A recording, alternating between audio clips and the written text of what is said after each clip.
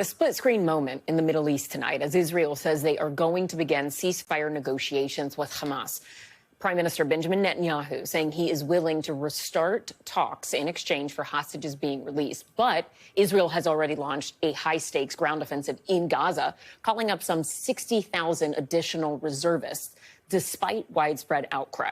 Look at this. Protests erupting both inside Israel and in the Gaza Strip today as calls for an end to the fighting are growing louder and louder. NBC's Matt Bradley is in Tel Aviv with the latest. An interesting message from Israeli Prime Minister Benjamin Netanyahu this evening. He said in a video that was released to the public and that appeared to be shot while he was visiting the Gaza Brigade, those soldiers fighting in the Gaza Strip, that he was grateful for those reservists who had been called up, and we've been seeing them called up in the tens of thousands in the past day.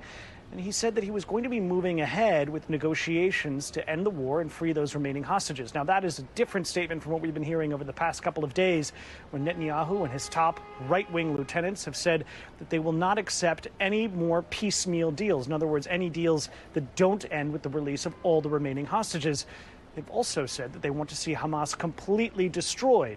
So he's saying that he's negotiating with Hamas in order to free those remaining hostages. And then in the next breath, in this video, Netanyahu said that he was approving of plans to expand military operations against Hamas in the Gaza Strip. Now, those plans have been highly controversial here, with many folks, especially those who have loved ones who are still held hostage in the Gaza Strip, saying that these expanded operations could actually put those remaining hostages, of whom they're thought to be about 20, in very serious danger.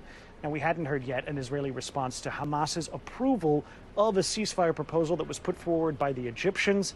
And so far, all we've heard is these comments saying that there would be no deal unless it was the final deal.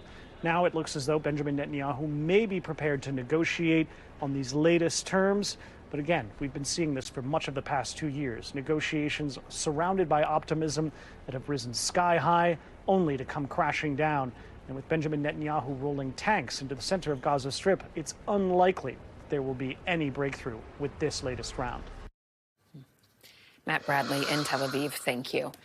Let's bring in Stephen Cook, a senior fellow for Middle East and Africa Studies at the Council on Foreign Relations. Stephen, thank you so much for taking the time to join us tonight. Talk to us about what's happening here. Are we seeing Netanyahu sort of reverse course, or is he trying to have it both ways and say, OK, I'm down for a ceasefire, but I'm also going to carry on with my current military goals in the Gaza Strip regardless? I think there's essentially three things that are happening right now. One, the Israelis maintain that military pressure is the best way to release hostages, that if they apply military pressure, Hamas will be more forthcoming in terms of negotiations. The second thing that's happening is that Netanyahu is feeling some of the pressure from Israelis in the street. There have been huge protests in Israel demanding an end to the war and the return of all the hostages. So here he's trying to split the difference, saying he's willing to negotiate, but that he is also approving military action. That serves both arguments. And then I think the third thing that's going on, if you look at the pattern of negotiations over these many months, Israel leadership and the Hamas leadership seem to be less interested in a ceasefire than they are interested in blaming the other for the failure of ceasefire negotiations.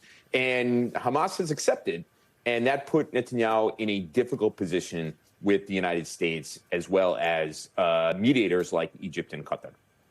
What do you make of that ceasefire proposal that Hamas accepted just a couple days ago? Is there any indication that Israel or the United States could pressure Israel to consider signing that?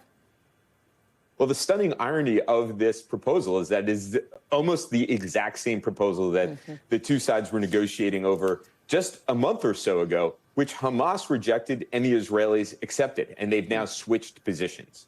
The Israelis Prime Minister Netanyahu has a problem with his coalition partners who say they will bolt the government should he agree. He has some wiggle room here. You cannot bring down a government while the Knesset, Israel's parliament, is in summer recess. They come back in the third week of October.